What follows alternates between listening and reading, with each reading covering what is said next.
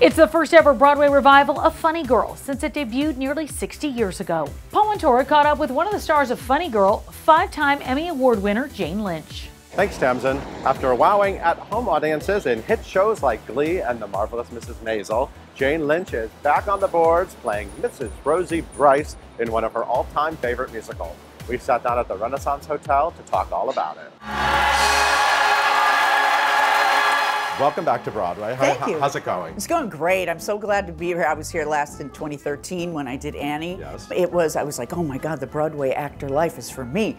And so I was very determined to get something else at some point. I, of course, didn't know it would be this, and it would be such an important show to me and when I was a kid, and so I'm just thrilled. Tell me about that. You love Funny Girl. I do. I was brought up on that album, the cast album. My mother loved musicals, and we used to sing this stuff together. I used to go into the basement and listen to it by myself and perform I'm the Greatest Star. And anytime I did something well in my career, like I would get a good job, my mother would leave an answering machine message of "Who taught her everything she knows," which is the song I'm singing. So thank you, Mama, for that. So you're playing Rosie Bryce. Right. You are the mom who taught her everything she knows. Indeed. You get to be mom to Beanie Feldstein. You Yeah. get to do an amazing number with Jared Grimes, Right. dancing with Jared Grimes. Oh my gosh, yes. What has it been like as a musical theater fan, like you are, putting this together? Well, I mean, working with Jared Grimes is transcendent. He is not only an amazing dancer, tap dancer, and human being, but he brings so much joy. Watching him tap is like going into pure bliss, because he's so happy, and and he changes it a little bit all day. I mean, it's basically set, but then you'll see him do something and go, oh my God, this man, what a gift. Henry Street. No, it ain't Broadway, it's Henry Street. As a true Broadway fan and a Funny Girl fan, you are obviously aware this show has not been around on Broadway for 60 plus years. Right. It's a big moment for Yeah. fans of this musical. Yeah. So tell everyone who is a fan about this new version, because it really is different and new, and there's a new book. And There is, but it's still the story. Like, someone asked me, how is it updated for 2022? And I said, a good story is a good story. I think we can all relate to it. We all feel we have something deeply special about all of us.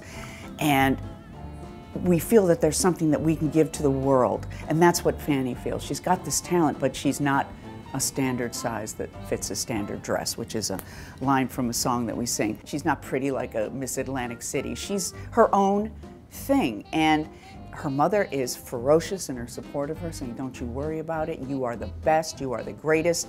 And she believes she's the greatest as well. And, finally people catch up to her. So I think everybody out there who feels they have something inside that they're just dying to show people and want to be seen for it will really feel Fanny's journey as she comes into her own in this story. it's also fantastic for Glee fans to see Sue Sylvester turn into this musical comedy queen. I mean, it's so great. That was such a great experience, such a great role, because it opened up the doors for so much for me. It really kind of was a game changer, very much so. I have fallen in love with Sophie Lennon on Mrs. Maisel the last 2 seasons. What a great character arc that you were given, and Oh my God, yeah. I mean, it's just fantastic work. Yeah. First of all, I knew Mrs. Maisel was, this big hit, and I thought to myself, I want to be on that show. And I don't know how, but it happened like within a week. I thought, oh my God, I'm so powerful. So I read the script and I saw the dichotomy of the character, who she is as Sophie from Queens, who is kind of joyful and funny and raucous, to this very insecure, kind of bitter, brittle. Yeah.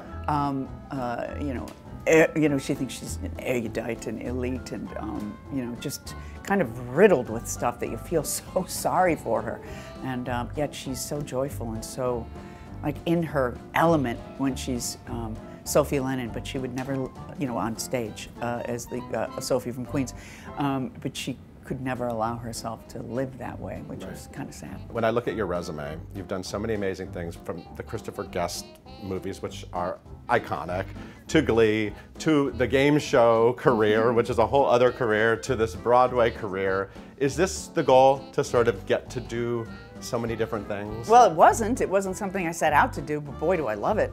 I get to do a lot of different things, and when I was younger, I said yes to everything. I remember I went to an audition where they wanted us to roller skate.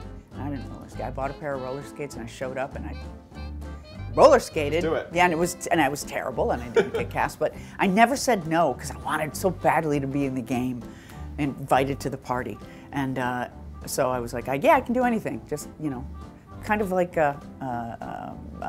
Fanny Bryce.